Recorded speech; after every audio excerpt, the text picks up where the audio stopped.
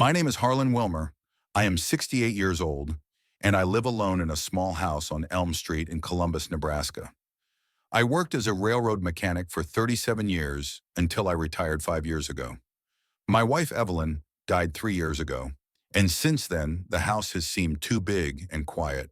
I have a daughter, Cordelia, who is 32 years old and works as a saleswoman in a clothing store downtown. She is married to Barclay Crane, who sometimes moonlights as a taxi driver when he feels like it. They live in a rented apartment on the other side of town. I also have a brother, Dexter, who is 3 years younger than me. He is a retired sergeant and lives in Grand Island, an hour's drive from here. That's my family and that's my life. Quiet, measured, but sometimes lonely. That morning, I woke up early as usual. My railroad habit hadn't gone anywhere. I got up at 6:30, even if there wasn't much to do. Outside the window, it was mid-September. The leaves on the maple tree in the yard were already starting to turn yellow, and the morning air had turned cool. I got up, stretched, and felt my joints ache. My age was making itself felt. In the bathroom, I washed my face with cold water and shaved with an old safety razor that I had been using for 20 years. It's a shame to buy modern disposable razors. They work worse and cost more. I had oatmeal with raisins for breakfast and drank coffee from an old ceramic mug that Evelyn had given me for my birthday many years ago. The mug had the inscription, "To the best husband in the world" on it. The letters were almost worn away, but I still only drank from it. After breakfast, I turned on the morning news but didn't really listen to it. It was all about politics and problems in big cities. We didn't have those kinds of problems in our little Columbus. Then I walked around the house to check that everything was in order. Evelyn and I bought the house 30 years ago, when Cordelia was 2 years old. It's small, one story with 3 bedrooms, a living room, kitchen, and bathroom. The lot isn't very big, but it's enough for a small garden and a garage. Over the years, we've had to replace and repair a lot of things in the house: the roof, siding, half the plumbing. But the house was sturdy, well built, and would last another 20 years without major investment. He looked in the refrigerator and realized it was time to go grocery shopping. There was only half a jar of peanut butter, a few slices of stale bread, a carton of milk, and a piece of cheese left. There were frozen vegetables in the freezer, but I was tired of eating only vegetables. I needed to buy meat, chicken, maybe fish. I put on some old jeans and a plaid shirt and grabbed the keys to my pickup truck. My car was old, from the 90s, but reliable. It was a blue Ford that I had bought secondhand 10 years ago. During that time, the mileage hadn't increased much. I mainly drove around town, sometimes to visit my brother in Grand Island. The engine ran smoothly, the transmission didn't malfunction, only the paint was chipped in places and one bumper was dented. I hit a pole in the parking lot in winter. The Family Mart store was a 10-minute drive from my house in the city center. The building is modern, built about 5 years ago when the old store was demolished. Inside, everything is shiny and bright, and the air conditioners work even in the fall. I liked the old store better. It was cozier, the clerks knew all the customers by name, and you could chat about the weather or the latest news. The new store is staffed mainly by young girls who stare at their phones and barely say hello. I took a basket at the entrance and followed my usual route. First, dairy products. I bought a liter of milk, a pack of butter, a dozen eggs, and a large block of cheese. Then I headed to the meat department. Behind the counter stood Dave Morgan, a man in his 50s who had been working as a butcher for many years. We knew each other. His father also worked on the railroad. "Hi, Harlan," Dave greeted me, wiping his hands on his apron. "How's it going?" "Fine, Dave. What meat would you recommend?" "The pork is good today, very fresh, or you could get some beef for roasting. It was delivered yesterday." I bought a piece of pork and some ground beef. Then I went to the produce section and picked up some potatoes, onions, carrots, and tomatoes. The apples were expensive, but I bought a kilo. I like to eat an apple in the evening while watching TV. I was looking for tomato paste in the canned goods section when I heard a familiar voice. "Good morning, Harlan." I turned around and saw Imogen Brody, my neighbor who lives 3 houses down from me. She is a woman of about 55, thin, with gray hair pulled back into a neat bun. She has been working at the city library for 20 years, knows all the residents of the city and all the local news. She wears thick glasses and is very nearsighted, but she has a calm, friendly personality. True, she likes to talk and sometimes repeats rumors, but there is no malice in it. Good morning, Imogen. How are things at the library? Everything is as usual. Readers come and take books. Young people are more interested in the internet, but the older generation still reads. How are you? Aren't you bored on your own? I'm used to it now. I've got enough to do around the house, and I've got friends. Imogen adjusted her glasses and looked around, as if to make sure no one was listening. Then she leaned closer and lowered her voice. Listen, Harlan, I don't want to gossip, but I think you should know. Last night I saw your son-in-law near the Red Lantern bar. It was around 10 o'clock. I put a can of tomato paste in my basket and looked at her intently. Imogen wasn't the type to make up stories for fun. Working in the library had taught her to be precise and accurate, but her eyesight isn't great, even though her glasses help. So what? Maybe he stopped for a beer after work. Harlan? He was drunk. Not just tipsy, but drunk. He was staggering, talking loudly to someone on the street, and almost fell over when he was walking to his car. I was just passing by, coming back from my sister's. I felt uncomfortable. The Red Lantern is not the most respectable establishment in our town. It's located on the outskirts near the industrial zone and is frequented mainly by factory workers and those who want to get drunk cheaply and away from prying eyes. Decent family people don't go there. Are you sure it was Barkley? Absolutely sure. Harlan, I've known Barkley for several years, ever since he married Cordelia. He's tall, with dark hair, and always wears that denim jacket. And his car was parked there, that old blue Chevrolet. I didn't remember the license plate number, but I recognized the car for sure. Imogen spoke confidently, without hesitation. And she really did know everyone in the neighborhood.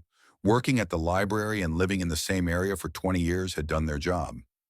Maybe he had some business there? Was he giving someone a ride or something like that? Harlan, he was alone and dead drunk. He barely made it to his car. I even thought about going over to see if he needed help, but then I got scared. You know how unpredictable drunk people can be? We were silent for a moment. I imagined Barkley, drunk and staggering around that shady bar, and I felt sick. Cordelia deserves a better husband. Thanks for telling me, Imogen. I'll keep that in mind. I don't want to cause any trouble, Harlan. I just thought your father should know. Cordelia is such a good girl, always polite and friendly. It would be a shame if she had problems with her husband. I understand, but so far these are just suspicions. Maybe he really did have business there. Imogen shrugged, but her eyes showed doubt. Maybe. But be careful, Harlan. Alcoholism is a serious disease, and it affects the whole family.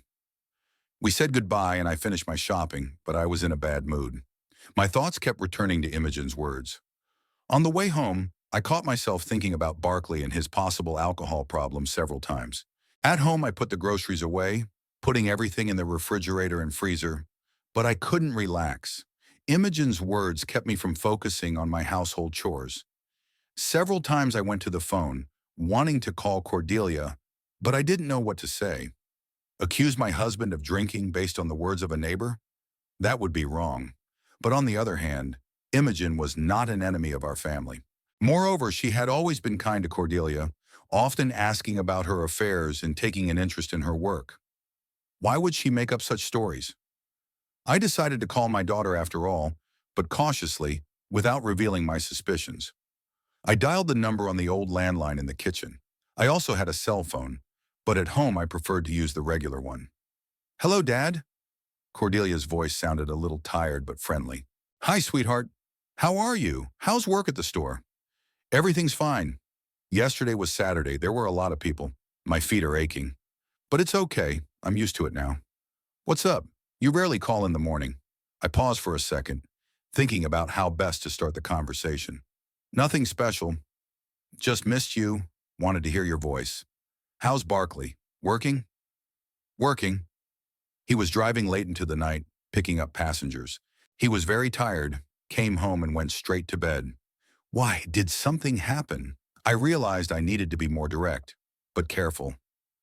Cordelia, did Barkley have any business in the industrial zone last night? What business? Why do you ask? Just wondering. Imogen Brody said she saw him near the Red Lantern. She said he was, well, not very sober. There was a pause on the line. I could hear Cordelia breathing, clearly thinking about her answer. Dad, Imogen is old and can't see well even with her glasses on. She probably mistook him for someone else. Barkley came home tired but sober. We even talked a little before bedtime. Are you sure he wasn't near the Red Lantern? I'm sure he wasn't. Dad, why would he go there? He works as a taxi driver. He has set routes. He takes people from the city center to the suburbs, sometimes to the airport. What would he do near that bar? My daughter's voice sounded convincing, but I heard some tension in it. Maybe she herself wasn't entirely sure about her husband's words. Okay, sweetheart. I was just asking.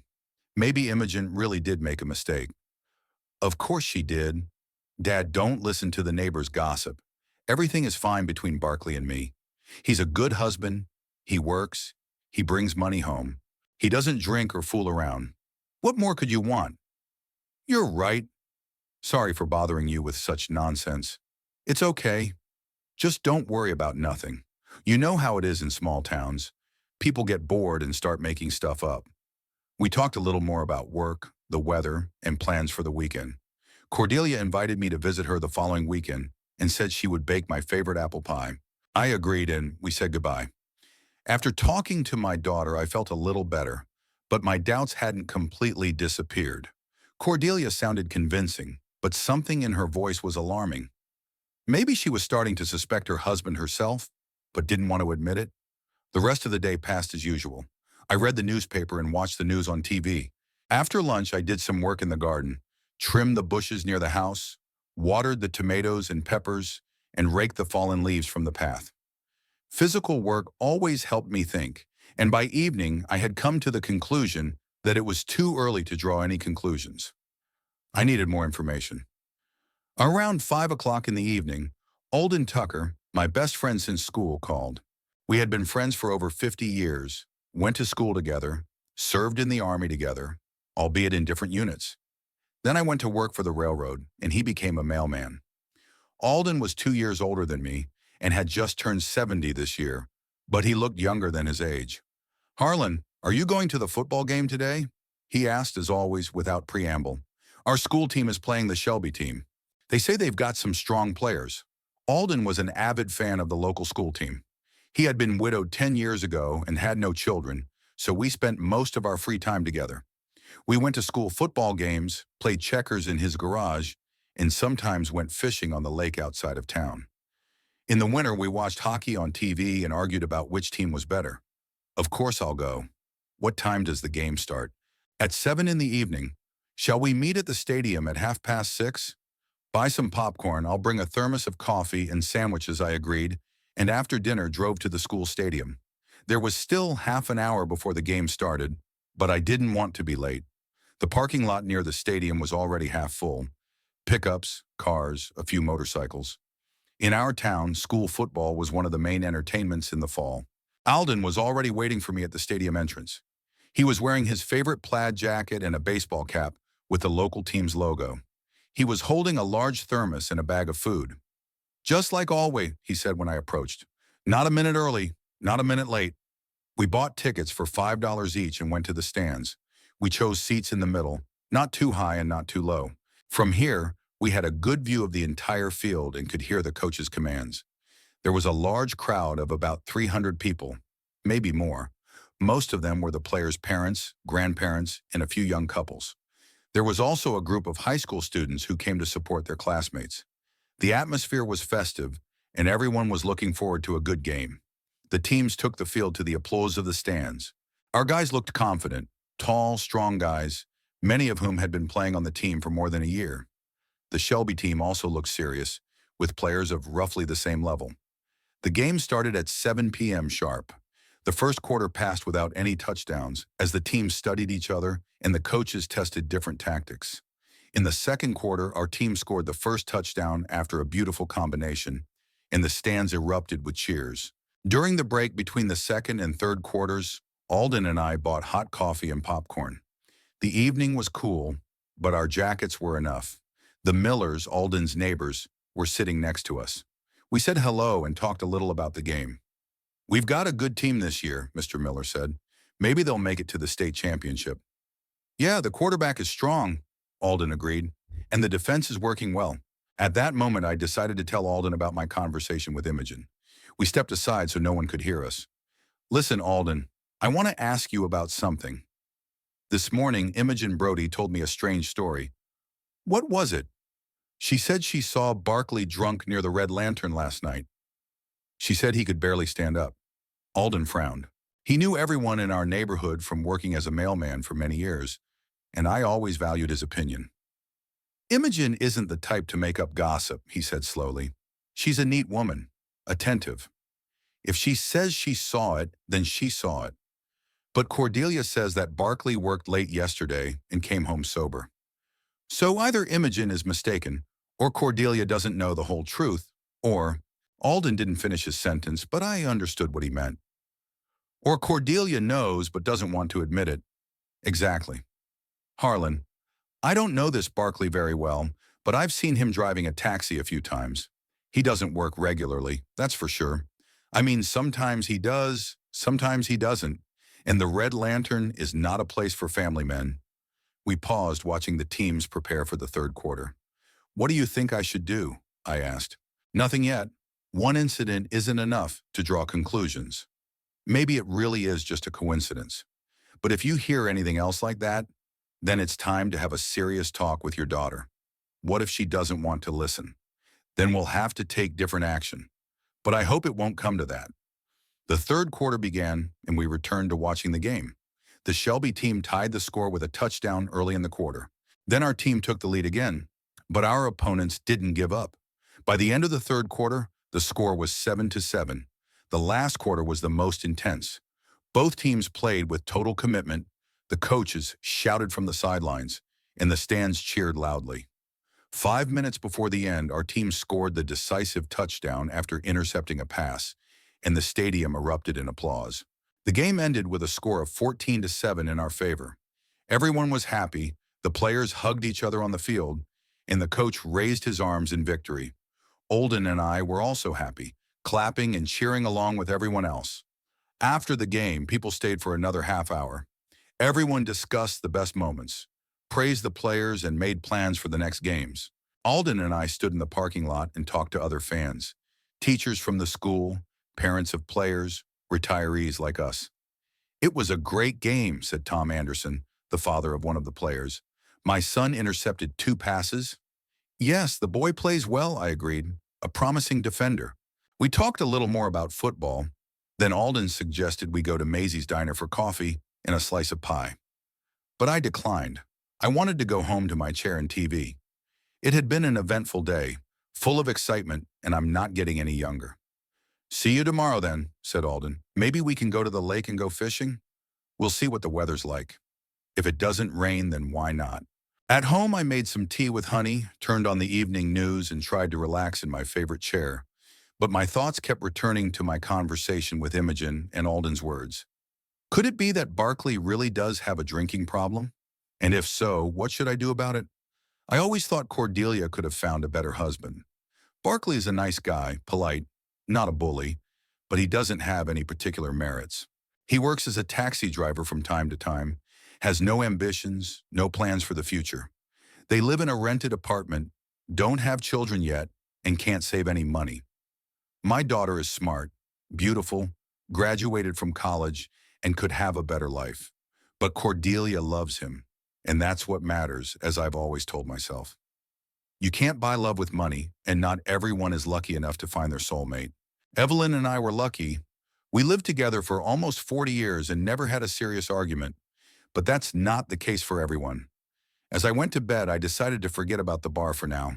Tomorrow is a new day, and maybe all my suspicions will turn out to be unfounded. Maybe Imogen was really mistaken, and Barkley just happened to be in the wrong place at the wrong time. That happens. But somewhere deep down, I felt that this was only the beginning. Something told me that the problems with my son-in-law were just starting. The next morning, I woke up earlier than usual. I had restless sleep, strange dreams about Cordelia and Barkley. I got up, washed, had breakfast, and decided to do some housework to distract myself from yesterday's thoughts. I started by cleaning the garage. I had been meaning to sort through the old stuff that had been piling up there for years. In the garage was my pickup truck, several boxes of tools, an old lawnmower, and a pile of junk. Boxes of Christmas decorations that Evelyn bought every year, old furniture that was a shame to throw away, Cordelia's bike that she rode to school on. All these things reminded me of the past, of times when the house was full of life and laughter. I spent 2 hours sorting through the boxes, throwing away things that were definitely no longer useful.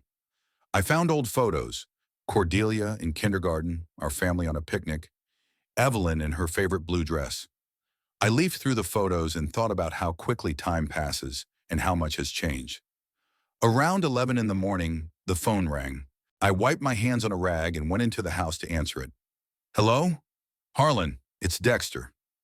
How's it going, brother? Dexter's voice always sounded confident and firm. Military service had left its mark on his character. He was used to speaking clearly and to the point. After being discharged, he worked as a security guard at a factory, then retired and now lived alone in a small house in Grand Island. Hi, Dexter. Everything's fine. Business as usual. How are you?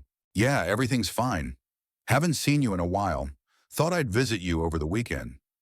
Maybe we could go fishing together, like in the old days. Dexter was 3 years younger than me, but he looked older. Military service, then working as a security guard, all of that had taken a toll on his health, but his character remained strong, and I always knew I could rely on him. Sure, come on over. It'll be great to see you. Great. How's Cordelia? How are the young ones doing? I paused for a second, not sure whether to tell Dexter about yesterday's incident with Imogen. Everything seems fine. They're working, living their lives. And her husband? Barkley, I think? Yes, Barkley. He works as a taxi driver. I heard a note of caution in Dexter's voice. Harlan, are you sure he's okay? I don't like that guy. The last time I saw him, he seemed unreliable. Why do you think that? I don't know.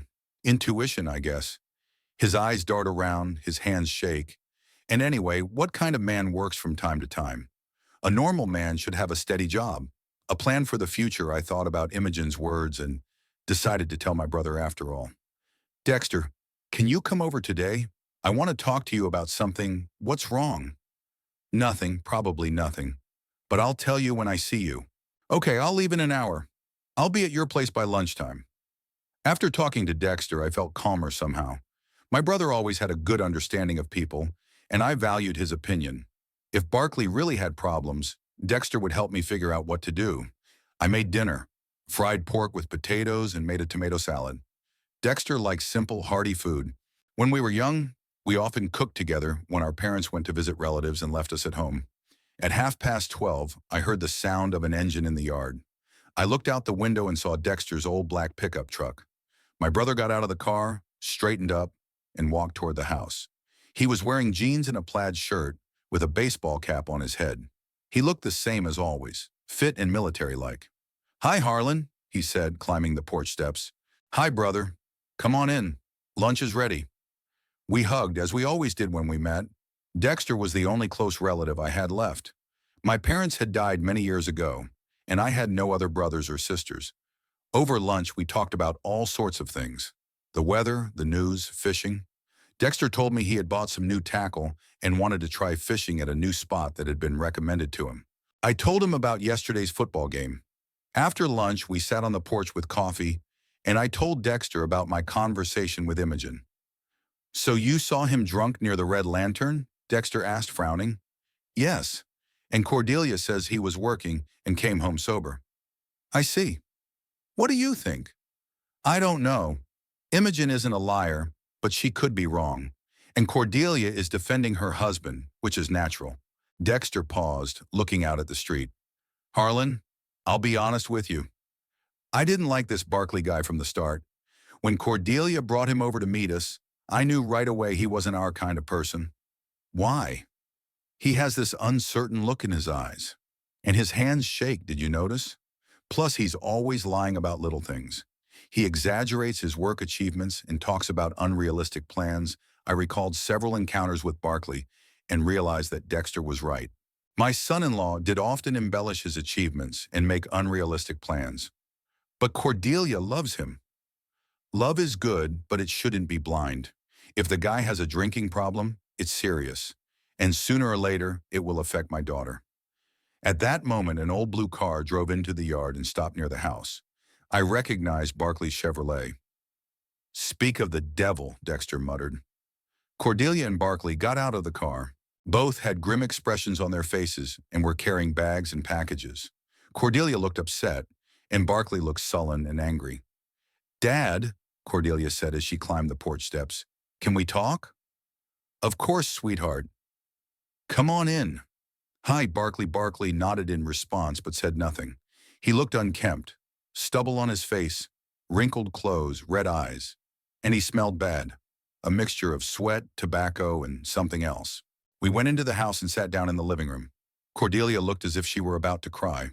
"What happened?" I asked. "Dad, we've been evicted from our apartment," Cordelia said in a quiet voice. "The landlord said we have to move out by tomorrow morning." "Why?" Cordelia looked at Barclay, but he remained silent and stared at the floor. "We owe 3 months' rent. We couldn't pay because Barclay didn't have much work."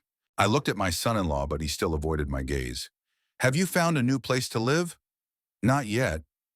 We thought maybe we could stay with you for a few days until we find something." I knew I couldn't refuse my daughter, but at the same time, I felt like I was getting myself into something unpleasant. "Of course, stay. Cordelia's room is free, and I'll make up the sofa in the living room for Barclay." "Thanks, Dad. We'll find something quickly.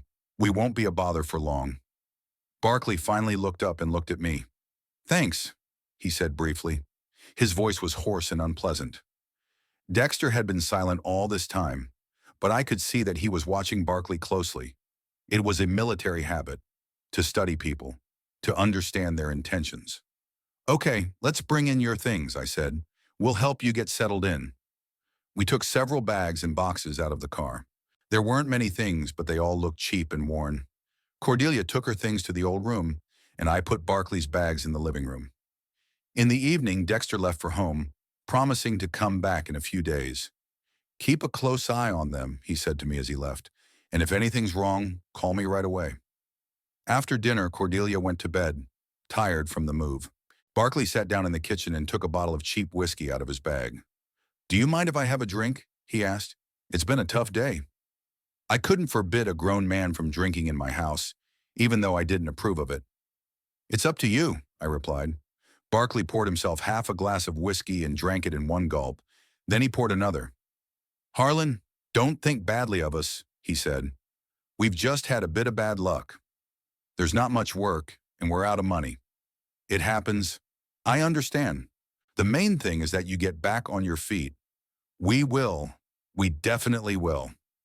I have plans," but I didn't hear any confidence in his voice. Half an hour later, he finished the bottle and went to bed, barely able to stand. The next day, the same thing happened. In the afternoon, Barclay drove off somewhere in his car, saying he was looking for work or a new place to live. Cordelia went to work at the store, and in the evening, they sat in the kitchen again and drank. On the first evening, it was whiskey. On the second, cheap vodka. They both drank, although Cordelia less. But by 9 o'clock in the evening, they were both noticeably drunk. "Dad, don't worry," Cordelia said to me when I looked into the kitchen. "We're just relaxing a little, relieving stress." But I could see that it wasn't just relaxation. They drank quickly, greedily, as if they were escaping from something, and they talked louder and louder, laughing for no reason. On the third day, the situation got even worse. Barclay came home around 6 in the evening, already tipsy. Apparently, he had stopped at a bar somewhere along the way. "How's work?" I asked him.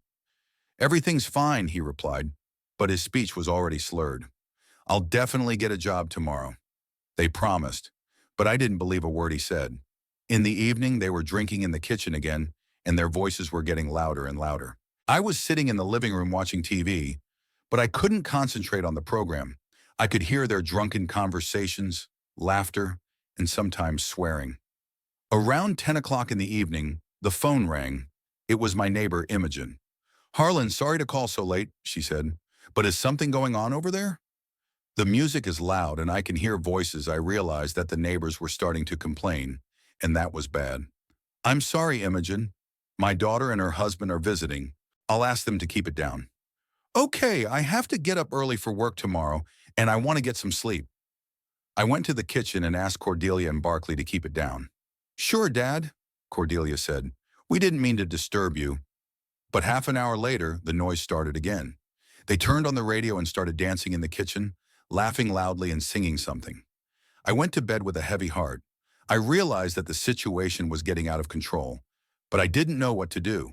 I couldn't kick my daughter out, but it was becoming increasingly difficult to tolerate her behavior. On the fourth day, things got even worse. In the morning, I found empty bottles and leftover food on the kitchen table. The sink was full of dirty dishes, and cigarette butts were scattered on the floor. The house looked like a drug den. Cordelia left for work early without eating breakfast. She looked terrible, pale with red eyes and trembling hands. Barkley woke up only at lunchtime, drank coffee, and drove off somewhere again. I cleaned the kitchen, washed the dishes, and aired out the house. But the smell of alcohol and tobacco had seeped into the walls, and it was difficult to get rid of it. In the evening, history repeated itself. Barkley came back drunk, and Cordelia also drank after work. They sat in the kitchen again, drinking and talking loudly. I knew that this couldn't go on. The house was turning into a den of iniquity. The neighbors were starting to complain, and my daughter was drinking herself to death before my eyes. I had to do something, but I didn't know what. I decided to call Dexter tomorrow morning and ask for advice. My brother is in the military. He knows how to deal with difficult situations. In the meantime, I had to be patient and hope that the situation would somehow resolve itself. But deep down, I knew that this was only the beginning and that even bigger problems lay ahead. Another week passed, and the situation at home was getting worse. Cordelia and Barkley continued to drink every night, turning my kitchen into some kind of tavern. In the mornings, I would find empty bottles, cigarette butts, and leftover food. My daughter went to work sporadically, was often late, and Barkley stopped even pretending to look for a job. The neighbors began to complain more and more often. Not only Imogen called, but also the Millers who lived across the street and old Mr. Hale from the house opposite. They all said the same thing. It was too noisy in my house in the evenings, with loud music and drunken shouting and laughter. I tried several times to talk to my daughter and son-in-law, asking them to be quieter and not disturb the neighbors. Cordelia promised each time that they would be more careful, but the next day it all happened again. And Barkley stopped talking to me altogether, just mumbling something incomprehensible in response to my requests. On Friday evening, our school team was playing against the Norfolk team. Alden called in the morning to remind me about the game. Harlan, are you going to the football game today? They say the Norfolk team is strong. It will be interesting to watch. I hesitated. I didn't want to leave Cordelia and Barkley at home, but I didn't want to sit at home listening to their drunken conversations either. I don't know, Alden. I have guests here. It's awkward to leave. Come on, they're adults. They'll figure it out.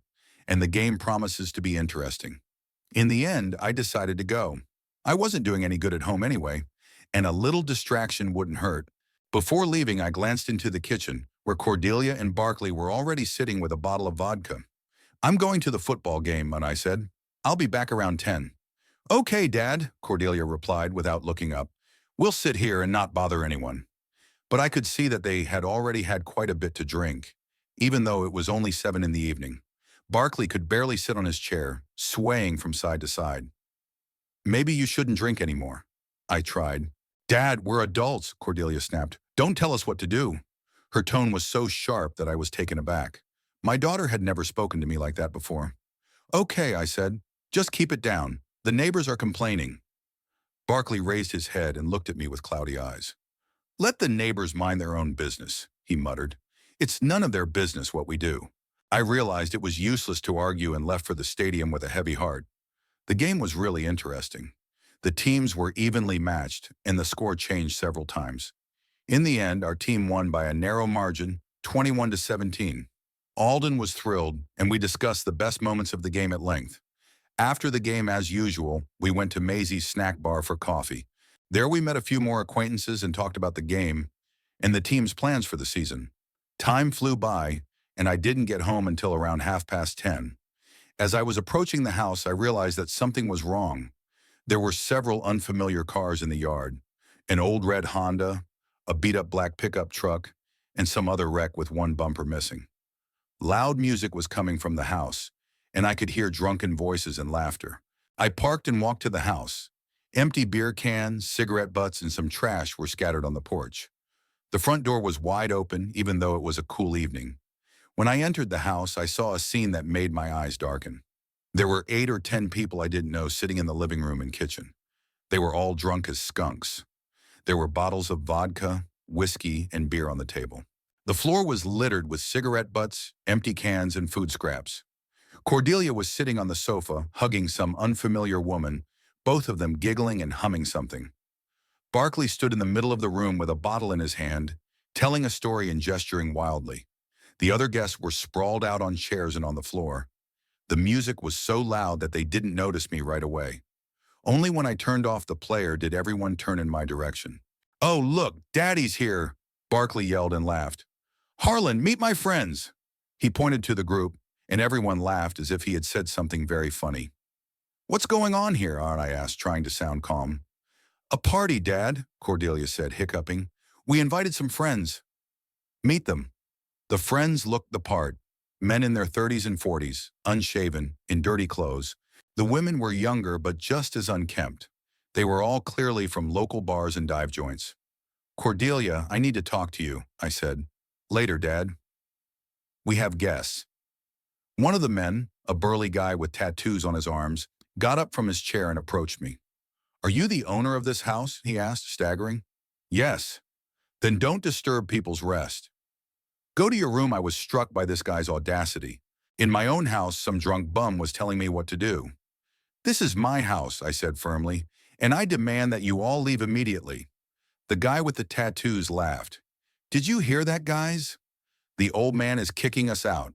The whole group burst out laughing. Barkley staggered over to me. "Harlan, don't be a downer. Go to your bedroom and we'll hang out here a little longer." "Get your friends out of here right now," I said, "or I'll call the police." Barkley's face darkened. "The police? Who are you to threaten us? This is our house now, too." "Barkley's right, Dad," Cordelia interjected. "We live here. We have the right to invite friends over." I couldn't believe my daughter was saying such things. Alcohol had completely changed her. "Cordelia, come to your senses. You can see what's going on." "Nothing's going on. We're just having fun. You're an old bore who doesn't understand how young people live." My daughter's words hit me like a slap in the face. She had never spoken to me like that before. "All right, enough talk," said the guy with the tattoos. "Old man, either you leave on your own or we'll carry you out." He took a step toward me, and I realized that I couldn't physically handle them.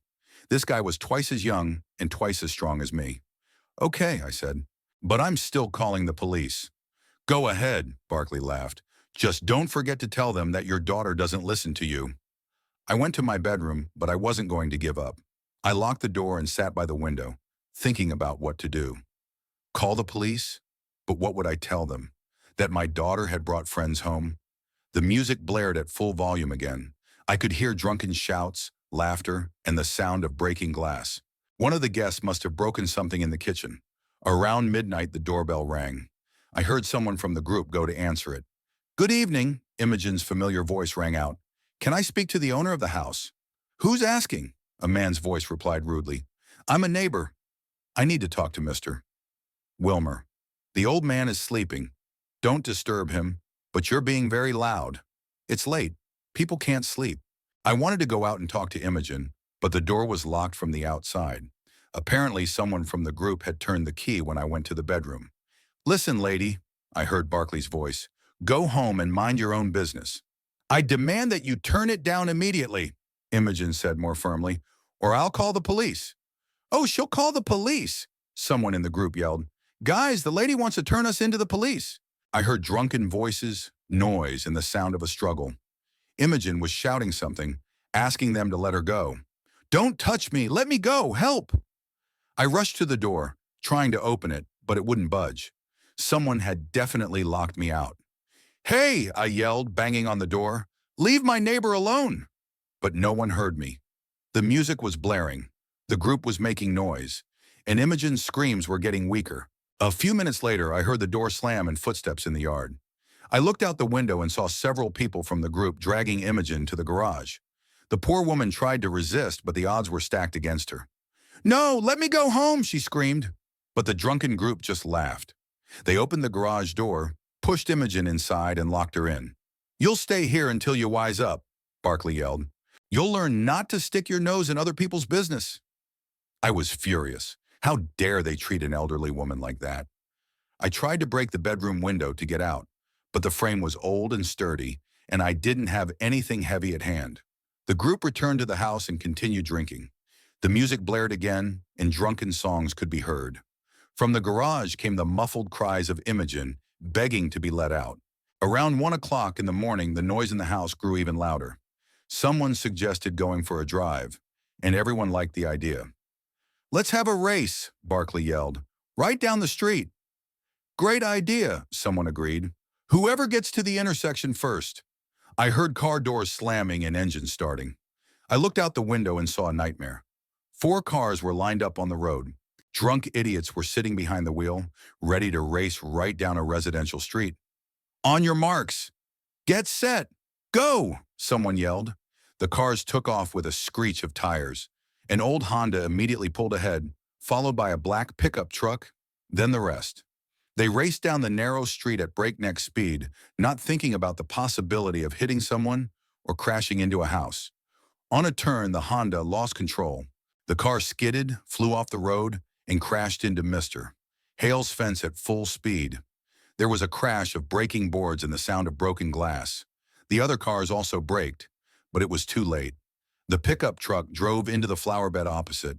The third car crashed into a pole, and the fourth stopped in the middle of the road with a dented fender. Drunk drivers and passengers climbed out of the wrecked cars. Everyone laughed as if something funny had happened, not a real disaster. "Did you see me flying?" yelled the Honda driver, covered in blood from his broken face. "Like a real race car driver." Mr. Hale's fence was completely demolished. His beautiful wooden fence, which he had been building all summer, was reduced to a pile of splinters and debris. The flower beds were trampled. The lawn was rutted. I knew it was a disaster. The neighbors would definitely call the police. There would be a scandal, possibly lawsuits. And my daughter and her husband were at the center of all this mess. The group continued to have fun in the yard for a while, discussing the race and the accidents. Then apparently they realized it was time to leave. Those whose cars were still running quickly gathered their things and drove away. The rest left on foot, leaving their wrecked cars right on the street. By 3 o'clock in the morning, everything had finally quieted down. Cordelia and Barkley had also apparently passed out from drinking. I tried opening the bedroom door again, and this time it gave way. The first thing I did was go to the garage to free Imogen. The poor woman was sitting in a corner on an old chair, shivering from cold and fear. "Imogen, it's okay. It's me, Harlan," I said, opening the door. "Harlan," she sobbed. "They locked me in here. Those drunken beasts." I helped her out of the garage and walked her to the house. Imogen was in shock, but physically unharmed. "I'm sorry," I said. "I couldn't do anything. They locked me up too." "Harlan, what's going on with your daughter?" she asked. "This isn't the Cordelia I know." "I don't know," I replied honestly. "Alcohol has changed her beyond recognition." Imogen went home, and I returned to mine and collapsed into an armchair. The house was trashed, the yard littered with rubbish, the street vandalized. And in the living room, my daughter and her husband were asleep, as if nothing had happened. I knew it was over. I couldn't and wouldn't put up with this anymore. Tomorrow morning, I would call Dexter and ask for help. It was time to take decisive action before things got even worse. I woke up at dawn after a sleepless night. My head hurt and my body felt tired, as if I hadn't slept for a week. I got up, went to the window, and looked out onto the street. The scene was depressing. Crashed cars were parked right on the road, Mr. Hale's fence was in pieces, and trash was scattered everywhere. I washed my face with cold water, shaved, and got dressed. I had to act quickly before the neighbors started calling the police, and they would definitely call when they saw such a mess. The house was deathly quiet. Cordelia and Barkley were still asleep, passed out from drinking. The living room and kitchen were in complete chaos, empty bottles, cigarette butts, food scraps, broken dishes. The smell of alcohol and tobacco had soaked into the walls that it was disgusting to breathe. The first thing I did was go out into the yard to assess the damage. The wrecked Honda was standing right in the ruins of Mr. Hale's fence. The windshield was shattered, the hood was dented, and fluid was leaking from the radiator. A black pickup truck was stuck in the flower bed opposite, its wheels deeply embedded in the ground. A third car had crashed into a telephone pole, which was now leaning at an angle. I knew that repairing all this would cost thousands of dollars. I didn't have that kind of money, and I wasn't going to pay for someone else's mess. Around 8 in the morning, Mr. Hale came out of the house across the street. He was a 70-year-old man who had worked as a mechanic his whole life and was now retired. When he saw the destruction, he stopped dead in his tracks. "My God!" he exclaimed. "What happened here?" I approached him, preparing for a difficult conversation. "Good morning, Walter. Sorry about the mess. Harlan, did a tornado hit here? My fence, my flower beds." Mr. Hale was on the verge of tears. He had spent the whole summer building that fence, sawing the boards himself, painting them, and installing them. And the flower beds had been planted by his late wife 10 years ago. "Walter, I'll explain everything and make up for it, I promise. But how did this happen? Who did this?" I couldn't tell him the truth, that my daughter and her drunk friends had been racing down the street. That would have been too humiliating. Some hooligans were causing trouble at night. I'm already thinking about how to deal with it. Are we going to call the police? That's what I was most afraid of. If the police came, an investigation would begin, and the whole truth would come out. Cordelia and Barkley would be arrested. There would be a trial, jail. My daughter would become a criminal. "Walter, let's not call the police for now. I'll find the culprits and make them pay for the damage. If nothing has changed by Monday, then you can call whoever you want." Mr. Hale shook his head but agreed. "All right, Harlan. I'll give you until Monday, but if there are no results by then, I'm calling the sheriff." Half an hour later, Imogen came out of the house. She looked terrible, pale with red eyes and rumpled clothes. When she saw me, she came closer. "Harlan, how are you? Are you okay?" "Yes, I'm fine." "How are you? Are you hurt?" "Not physically, but I'm still in shock. How could they do that? Lock an elderly woman in a garage." I was ashamed to look her in the eye. Imogen had always been a kind neighbor, helping when needed, never hurting anyone. And now this abuse. "Imogen, I'm sorry. I couldn't help you. They locked me in the bedroom too." "I understand. But what should I do now? Call the police?" "Please don't. Give me time to figure this out. I promise the culprits will be punished." Imogen looked at the destruction in the yard and shook her head. "Harlan, your daughter brought this on herself. Do you understand?" "I understand. And I'll take action. Good. But if something like this happens again, I will definitely contact the authorities. I can't live in fear in my own home." Imogen left, and I stood there amid the destruction, thinking about what to do next. I needed to talk to the other neighbors, convince them not to call the police, and buy some time. Next, the Millers came out of the house across the street. Jim and Barbara Miller, both retired, were calm, decent people. Seeing the wrecked cars and the destruction, they stopped in shock. "Harlan," Jim called out, "what happened here?" I approached them and repeated the same story about the hooligans. The Millers listened with disbelief.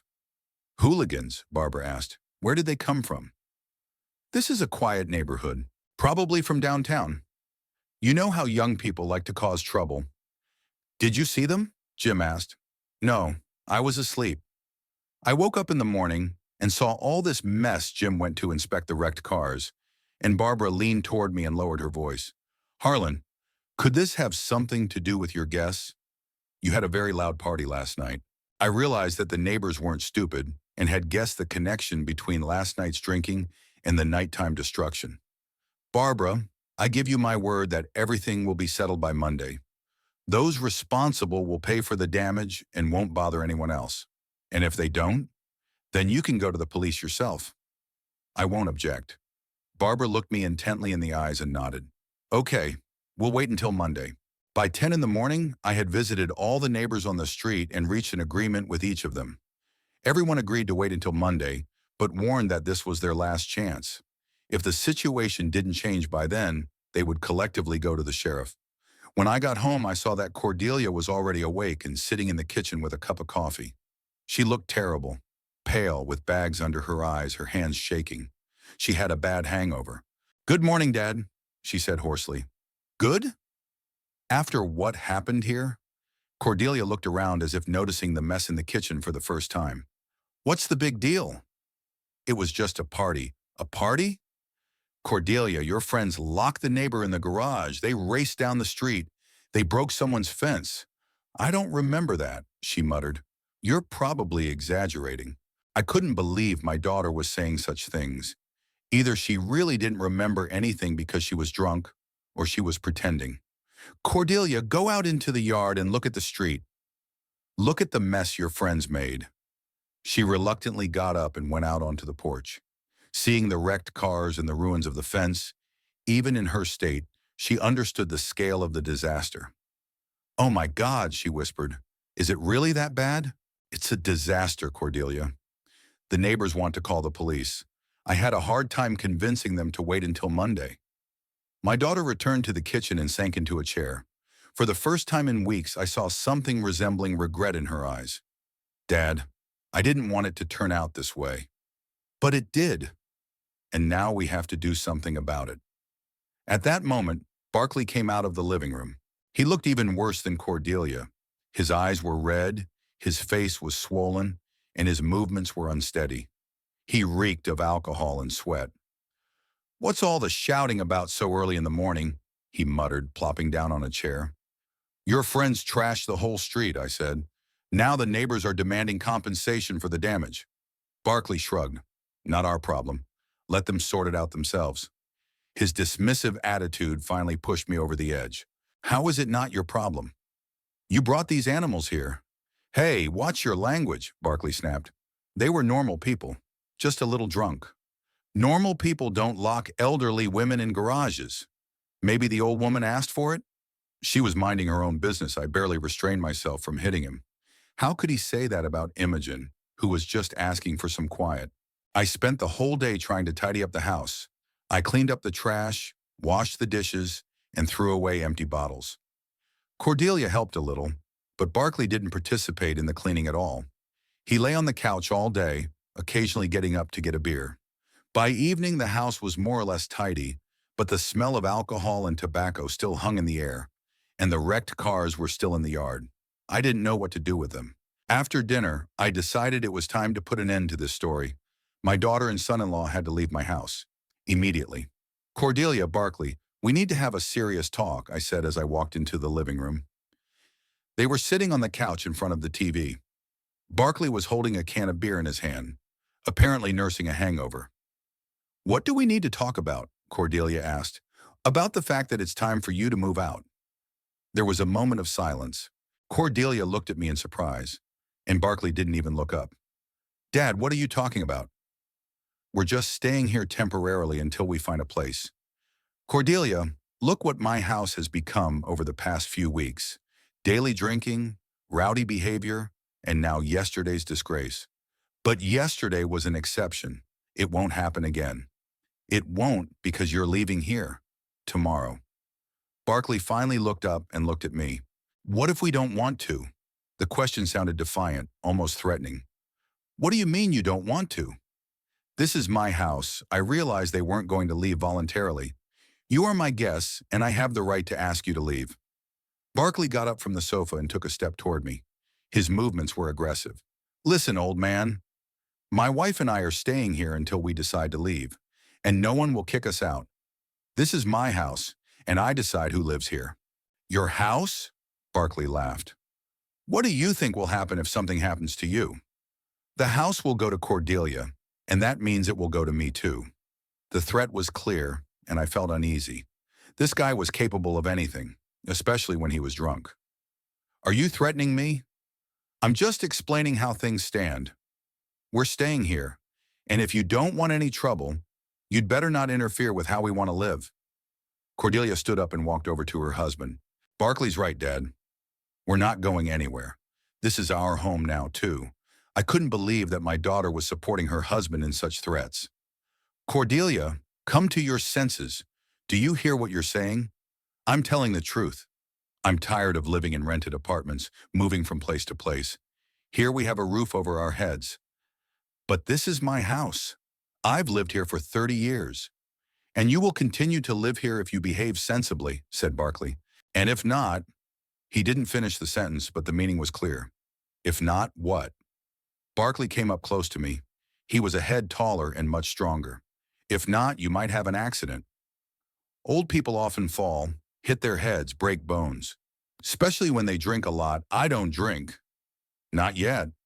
But alcoholism is a hereditary disease. Look at your daughter. That last sentence hit me harder than all the threats. Barkley was saying outright that he had turned my daughter into an alcoholic. Get out of my house, I shouted. Get out now. Barkley laughed. Or what? Call the police? Tell them your daughter doesn't listen to you? He was right. The police weren't going to evict my daughter from my house, especially if she said I was a drunk and threatened her. Dad, calm down, Cordelia said. We're not strangers. We're family. After everything you've done, we won't throw any more parties. We promise. But I didn't believe a word they said. Realizing that it was useless to fight them openly, I went to my bedroom. I needed to think about what to do next. Staying in the same house with them was dangerous.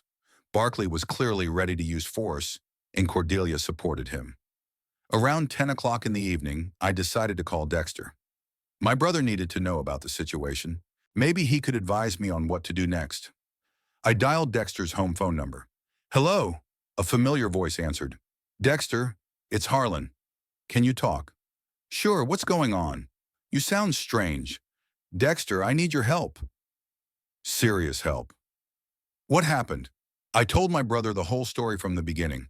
About how Cordelia and Barkley moved in with me, about the daily drinking, about yesterday's disaster with the drunk company, about Barkley's threats.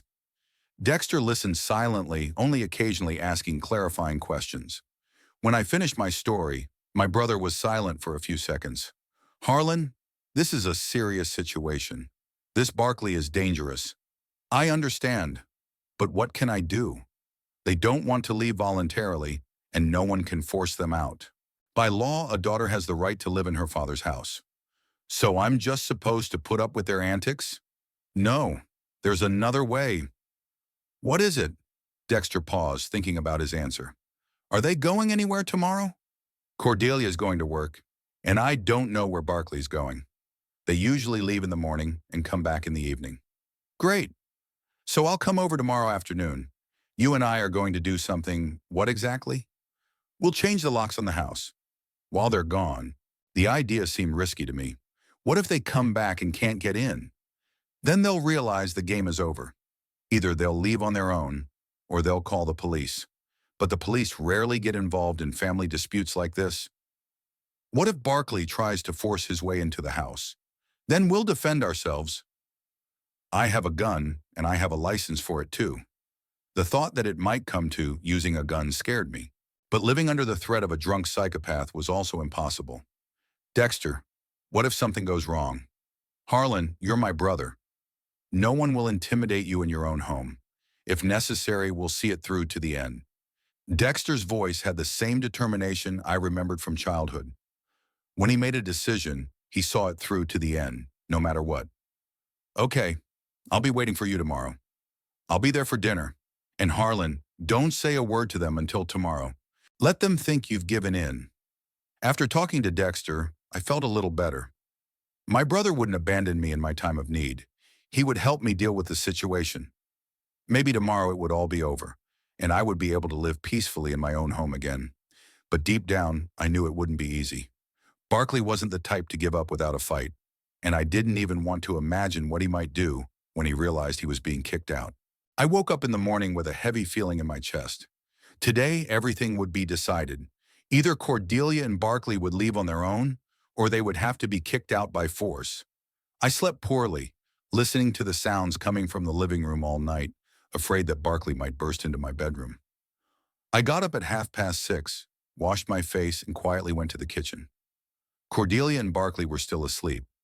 They had finished the rest of the vodka yesterday and passed out quite late. The house was filled with an oppressive silence, broken only by the ticking of the old clock in the hallway. I ate breakfast in silence, trying not to make any unnecessary noise. I had to wait until they left to go about their business, and then Dexter would arrive. My brother promised to be there by lunchtime, but I hoped he would come earlier. Around 9 in the morning, Cordelia woke up. She looked even worse than yesterday. Her face was gray, her eyes were bloodshot, and her hands were shaking from a hangover. She sat down in the kitchen and drank her coffee silently, without looking at me. "Good morning," I said. "Morning," she grumbled in response. "Are you going to work today?" "Yes, I have to be there at 10. "What about Barkley?" "I don't know. He said something about work, but I'm not sure." Cordelia finished her coffee and went to get ready. Soon she left the house without even saying goodbye. I saw through the window how she got on the bus and went to the city center. Barkley woke up around 11. He got up, drank beer straight from the can, and stood at the window for a long time, looking out at the street.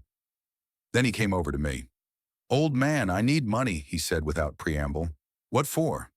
"Gasoline. I want to drive around town and look for a job." I knew he wasn't going to look for a job. Most likely he would go to the Red Lantern or some other bar. But giving him money meant getting rid of him for a few hours. "How much do you need?" $20 will do." I gave him a 20 from my wallet. Barkley took the money without even saying thank you and left in his beat-up car half an hour later. Left alone, I sat by the window and waited for Dexter. Time dragged on slowly. Every noise on the street made me jump. What if Cordelia or Barkley had returned? At 11:30, a familiar black pickup truck drove into the yard. Dexter had arrived earlier than promised. I went out to meet him and immediately noticed that my brother looked more composed and determined than usual. His military bearing was evident in his every movement. "Hi, Harlan," he said as he got out of the car. "Are they gone?" "Yes. Cordelia is at work, and Barkley has gone, who knows where." "Great. How much time do we have?" "Cordelia will be back around 6. Barkley could show up at any moment, but he usually hangs around somewhere for a long time." Dexter walked to the back of the pickup truck and took out a large bag. From the way he carried it, I could tell there was something heavy inside. "What's in there?" I asked. "New locks and a few other things," my brother replied as he entered the house. In the living room, Dexter opened the bag. Inside were 2 new locks, screwdrivers, a drill, and a gun in a holster. "Dexter, why the gun?" "Just in case. If this Barkley guy tries to break into the house, we need to be ready." My brother took out the gun and checked the bullets. "Do you have a gun license?" "Of course. Everything is legal." We started changing the locks. Dexter worked quickly and professionally. It was clear that his hands remembered their military training. First, we changed the lock on the front door, then on the back door. Dexter threw the old locks in the trash can. "Now only we know how to get into the house," he said, handing me the new keys. "What if they break a window?" "Then it will be a crime. Damage to property and unlawful entry. They can be arrested for that." The work took about 2 hours. When we finished, it was already 3 o'clock in the afternoon. Dexter hid his gun under his jacket but kept his hand near the holster. "Now we wait," he said, "and prepare for what comes next." "What if they call the police?" "Let them call. You're the owner of the house. You have the right to decide who lives here, and they're not registered here." We sat down in the living room and waited. Dexter was calm, but I was nervous. Various scenarios were running through my head, and most of them ended badly. Around 4 o'clock in the afternoon, I heard the sound of an engine in the yard. I looked out the window and saw Barkley's blue Chevrolet. "He's here," I said to my brother. "Great. Let's see what he's capable of." Barkley got out of the car, staggering. It was clear that he had been drinking heavily. He walked up to the front door and tried to open it with his key. The key didn't fit. "What the hell?" I heard him say through the door. Barkley tried again, then started yanking on the doorknob. The door wouldn't budge. "Hey!" he yelled. "Open up!" What's wrong with this lock? Dexter motioned for me to be quiet. We sat silently, not responding to his shouts. Barkley walked around the house and tried to open the back door. The key didn't fit either. Then he returned to the front door and began pounding on it with his fists. "Harlan, open the door! I know you're in there!" We remained silent. "You old bastard," Barkley yelled. "You think you can change the locks and I won't get in? I'll show you." He stepped away from the door and kicked it. The door shook but held. "Good locks," Dexter whispered. Barkley kicked the door a few more times, then ran to his car. He returned with a crowbar and began to break down the door. "That's enough," Dexter said, and got up from his chair. He walked up to the door and said loudly, "Barkley, stop breaking the door. Get off the property." "Who are you?" Barkley yelled. "This is my house too. This is my brother's house, and you don't live here anymore. Go to hell. I'm going to break this door down and show you both." The blows with the crowbar grew stronger. The door began to creak. Dexter took out his gun and released the safety catch. "Last warning," he shouted. "Stop breaking down the door and leave." "Go to hell, all of you," Barkley yelled and swung the crowbar at the door. The door cracked, and Barkley's hand appeared in the gap, trying to reach the lock from the inside. "That's enough," Dexter said. He opened the door with a sharp movement. Barkley, who was leaning against the door, fell forward and ended up inside the house. Seeing Dexter with a gun, he paused for a second. "Get out of here," Dexter said, pointing the gun at his brother-in-law.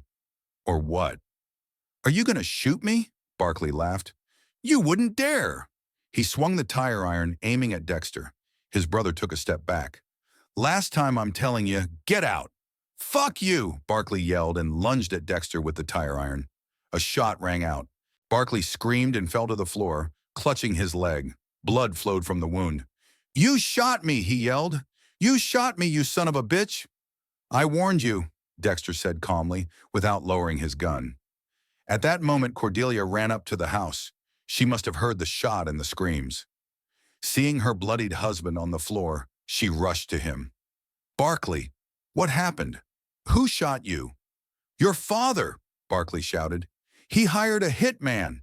Cordelia turned to me with rage in her eyes. "Dad, what have you done? Are you crazy?" "Cordelia, he was breaking down the door with a crowbar. He was trying to attack us." "That's not true. He just wanted to come into the house." The daughter bent over her husband, trying to stop the bleeding. "We need to call an ambulance. He's bleeding to death." Dexter approached them and examined the wound. The bullet went right through. "No bone damage. He'll live." "How can you speak so calmly?" Cordelia shouted. "You maimed my husband."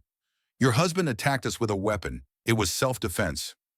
Cordelia stood up and came over to me. "Dad, how could you?" "That's Barkley, my husband." I looked at my daughter and realized I had lost her forever. Alcohol and that scoundrel had changed her completely. "Cordelia, he threatened me.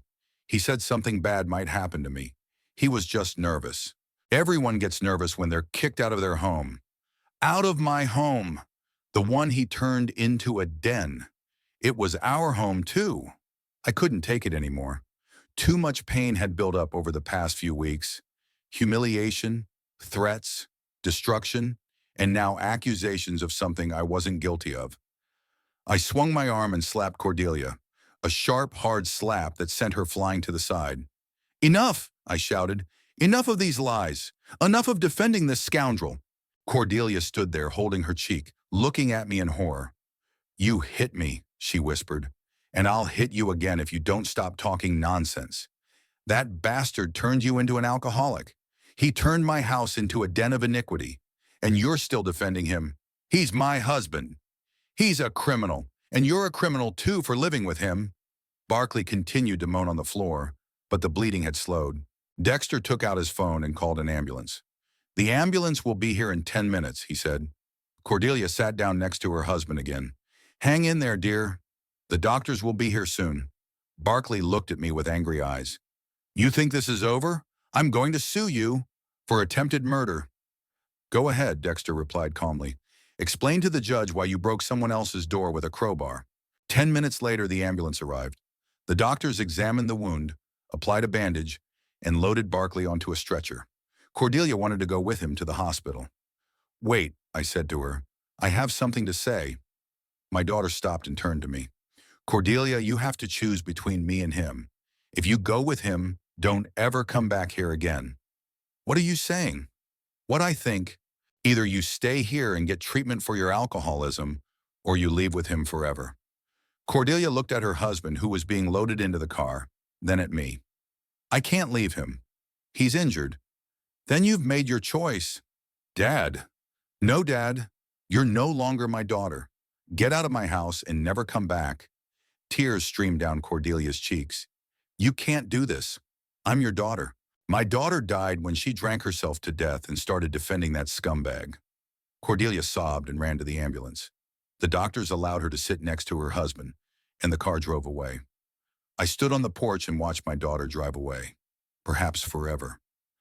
Is it hard? Dexter asked, coming up to me. Yes, but there was no other way. She'll come back. When she sobers up and realizes what she's done. What if she doesn't come back? Then she's beyond saving. We went back into the house. We had to clean the blood off the floor, fix the door, and tidy everything up. Life went on, but now I was alone again. Dexter stayed with me for the night in case Barkley decided to come back with his friends for revenge. But no one came. Apparently, the hospital explained to my brother-in-law that attacking a private home could land him in jail. Late at night, I sat in my chair and thought about what had happened. The house was mine again. Silence had returned. But the price of that silence was too high. I had lost my daughter. Maybe Dexter is right, and she will come back. Maybe she will realize her mistakes and want to make amends. Or maybe I will never see her again. But one thing I knew for sure, I would never let anyone destroy my home and my life again. I am too old to go through this again.